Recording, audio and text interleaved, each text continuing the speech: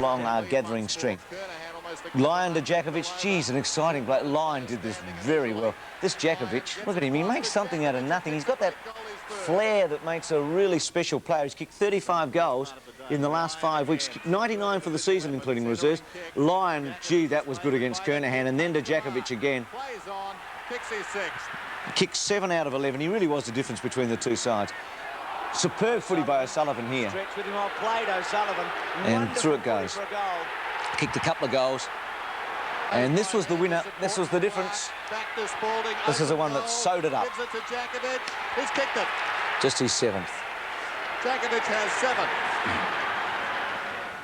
Now, the only report, an important one for Melbourne, Garry Lyon, allegedly striking Ratton in the 3rd quarter.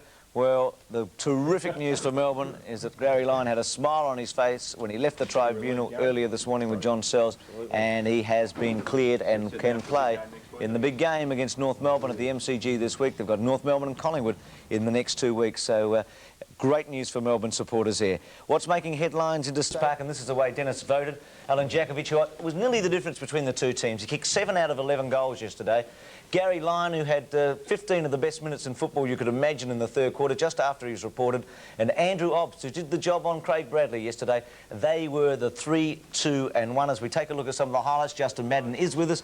Jimmy Stynes must be a hard man to play on because he just keeps running all day. He is. He's a fantastic runner. He runs all day, like you said. And the difficulty is he plays the game more like a ruck rover than a ruckman. And he gets the sort of possessions that a rover or a ruck rover should get and doesn't go anywhere near where the ruckman would normally go. Justin, everyone's saying the Collingwood a chance. What do you make of Melbourne? Are they a chance to sneak in? They are above Collingwood on the ladder. Yeah, well, their form's good. They've got a lot of key players, and I think the important thing is they've got players that can turn the game around, which is very important at this time of the year, and particularly in finals. You know, they've got the Garry Lyons and the Jimmy Stynes and those sorts of fellas, which are very important. You know, Justin, they say you've got to build on youth, and I agree with that, but you can only build successfully if it's good youth. So how do you rate the youth of Carlton? Are they going to be the backbone of the side for the 90s? Well, they'll have to be, won't they? Because most of the side is youth. I mean, there are a number of fellows like myself getting on in years, and we won't be there for you know, too many more years, I suppose. So they've got to build on that, and the test will be over the next few years, I think, to see whether you know, the faith shown in them is really worthwhile. Well, just as a little tip, I know it's hard to talk on teammates, but who do you think will be the best of them? The best of them? Oh, look, that's very difficult. There are some very exciting players. Luke O'Sullivan's very exciting. He's got a lot to learn. Andy Cavidan, who's a young ruckman, is a great player too, and I think with a bit of experience, they'll be terrific.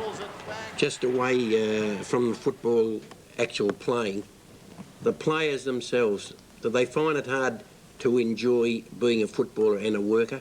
I think it's getting very much. With their unique 2-year warranty.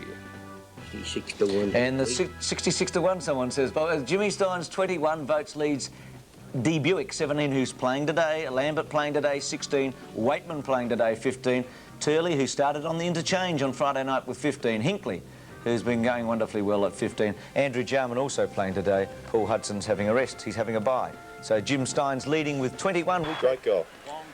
And Garry Lyon here just assessing that he had to get rid of it pretty quickly. Maybe a little bit of good fortune, but he certainly knows where the goals are, Garry Lyon.